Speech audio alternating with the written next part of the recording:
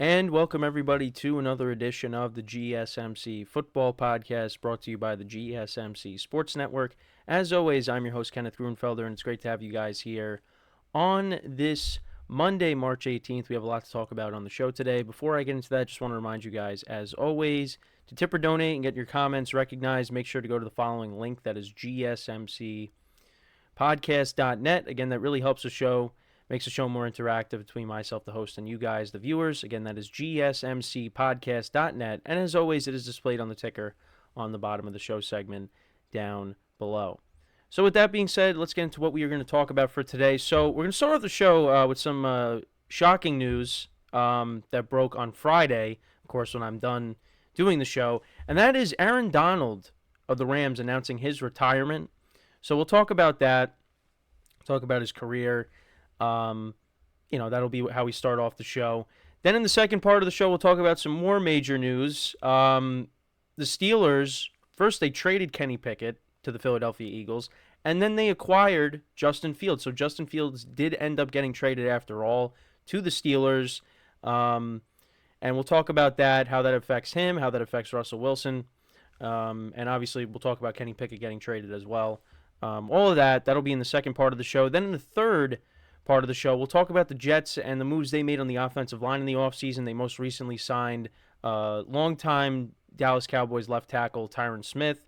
So we'll talk about the Jets and the moves they made, like I said, on the offensive line. What could they do potentially in the draft?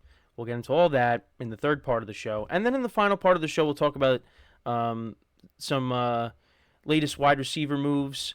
Some guys signed with teams. Nothing super major. We'll also talk about Mike Williams visiting with some teams.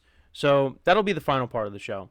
So let's get into the first topic, which is talking about Aaron Donald announcing his retirement. So if you go back to when they won the Super Bowl, there was a lot of speculation on Aaron Donald retiring. And, you remember when they were, celebrating the Super Bowl win at the parade. You had them chanting, "Run it back," when Aaron Donald was on the mic. And Aaron Donald did come back for 2022. But then, of course, the Rams, they were ravaged by injuries in 2022. And, they ended up missing the playoffs. And, they brought in Baker Mayfield to play quarterback towards the end of the year. Aaron Donald got hurt. Cooper Kupp got hurt. Matthew Stafford. It was a mess. So then, here in 2023, everybody was relatively healthy. I mean, Cooper Kupp did start the season injured, but he did come back. And the Rams, they ended up making the playoffs, and, they did lose by a point to the Lions. But, they had a good season, and not a lot of people really expected them to do that. But now going into 2024, they were gearing up for a big season. If you look at the defensive side of the ball, they had to, add to that. Because obviously on the offensive side, Matthew Stafford played really well in 2023. You got Puka Nacua, Kyron Williams, Cooper Kupp. The Rams were going to be good, and they still can be good. But then you have this, Aaron Donald announcing his retirement after 10 years, and that's a big hole to fill. A great career. He set the Rams franchise record with 111 sacks and was selected to the Pro Bowl in all 10 of his NFL seasons. Very impressive. He was also named a first-team All-Pro in 8 seasons and was the 2014 Defensive Rookie of the Year. He is one of 2 defensive players since the 1970 AFL-NFL merger to earn a Pro Bowl selection in each of their first 10 NFL seasons. Aaron Donald and Barry Sanders are the only players in NFL history to play at least 10 seasons and get selected to the Pro Bowl in each season. That is really impressive. I did not know that. Despite facing double teams frequently, Donald maintained an impressive pass rush win rate, often beating blockers within 2.5 seconds. I mean, yeah, he's a big dude. And, again, one of the greatest defensive players of all time. I know there's debate on if he is the greatest defensive player of all time. I can't make that judgment because, again, I've only been watching football since, 2007, my earliest memory is. So, yeah, you'd have to go back and look at, some highlights of, Deion Sanders and Lawrence Taylor. I mean, you'd put those guys probably, ahead of Aaron Donald. But he's definitely up there. And yeah, I mean, he spent his entire career with the Rams.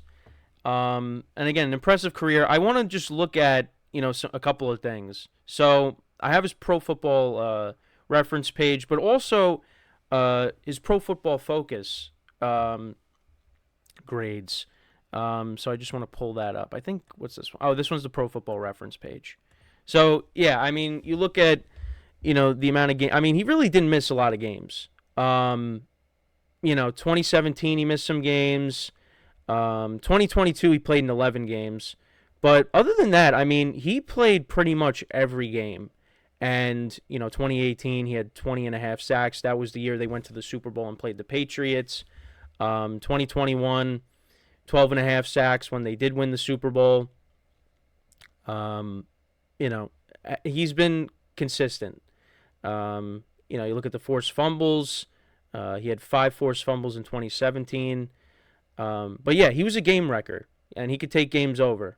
So then I also wanted to look at, I was looking at Pro Football Focus, and these were his grades. If I can, oh wait, hold on, I clicked on the wrong thing. So, so this is going from 2014. I'm going to scroll up here. So yeah, he was second. Look at 90.2, 92.9. I mean, if you notice, it's a lot of firsts. A lot of firsts. And that's just how good he was. I mean, 2022, he was third, but again, he missed some time. And then 2023, he was second. I guess this is just rankings out of, it's rankings out of defensive players, but I don't know if it's rankings out of defensive tackles. But yeah, I mean, he was number one. He was top 3 every single year. So again, just shows how consistent he was throughout his playing career. And like I said, the Rams, they got a huge hole that they have to fill. And, that makes this draft all the more important.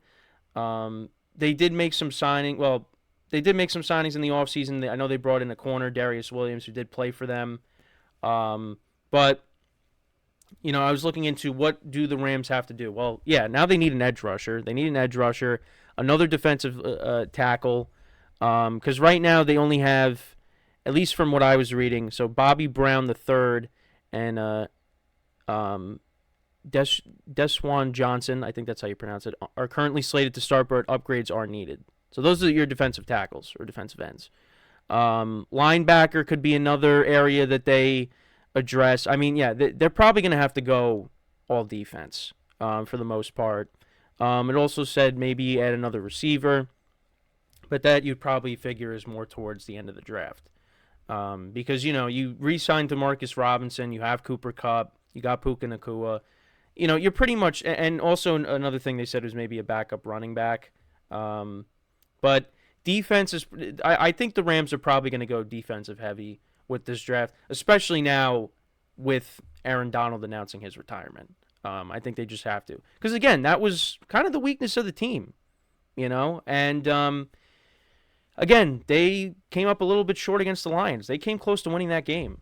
So, but yeah, this was a surprise.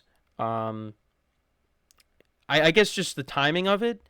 But again, it seemed like he was contemplating retirement after the Super Bowl win against the Bengals. And of course, actually I want to pull up his stats from that game. Because of course he did have the game-sealing play. He was able to get to Joe Burrow before Burrow was able to get off a clean throw. And I've been seeing a couple times on social media, if Burrow had more time, Jamar Chase was wide open for a touchdown. But yeah, I mean, Aaron Donald got to Burrow, and yeah, so obviously the pass ended up being incomplete. And actually, I feel like P. Ryan had a shot to catch it, even when Burrow got twirled around and he threw it. But yeah, that was a signature play in that game. And actually, let's take a look at what Aaron Donald did in that Super Bowl. We can just find. Okay, so we have it. Oh, there he is. So Aaron Donald in the game, 4 total tackles, 3 solo tackles. He had 2 sacks in the game, 3 quarterback hits. Yeah, I mean, and it didn't look good at one point for the Rams, but the defense took over the game, and they were able to get the win. And like I said, Aaron Donald was a part of that game-sealing play. Of course, getting to Joe Burrow, and they ended up winning the Super Bowl. And of course, he did he pointed out his finger to get that ring. Yeah, I mean, again, it's a definitely a shocker around the NFL world, and congratulations to him on a great career, and best of luck in retirement. I feel like I've had to say that a couple times already. But yeah, I mean, but it wasn't really. I mean, again, looking back, you could see that it was coming at some point, but again, the Rams, to me, they're going to be a better team going into 2024. But this kind of leaves a massive hole on the defense, and he is not going to be easy to replace. Just like I said with Jason Kelsey and him retiring for the Eagles on, their offensive line. Well, Aaron Donald is not going to be. Well, no one is going to replace Aaron Donald. But somebody's going to have to step in and fill in those shoes. And we'll see what the Rams end up doing in the draft. Like I said, they're probably going to go very heavy on defense. I would imagine that's what they're going to do. But we'll see. It's again, he is not going to be easy to replace. Aaron Donald is one of a kind. So, you could bring in someone that's productive, but he's not going to be Aaron Donald. So, but yeah, again, got to see what the Rams end up doing. Again, I still look at them as being a team, that is a playoff team going into next year. But they just got to improve the defense. If they could keep Matthew Stafford healthy and the guys on offense healthy, this team is going to be competitive. This team is going to be, a playoff team. I think. You got 3 wild card spots. And they got one of them in 2023. They should be able to get it. But Aaron Donald retiring, that really hurts their defense. So they're gonna have to figure it out. And you know what? Listen, they got Sean McVay, who's a great coach. You have a Hall of Fame quarterback.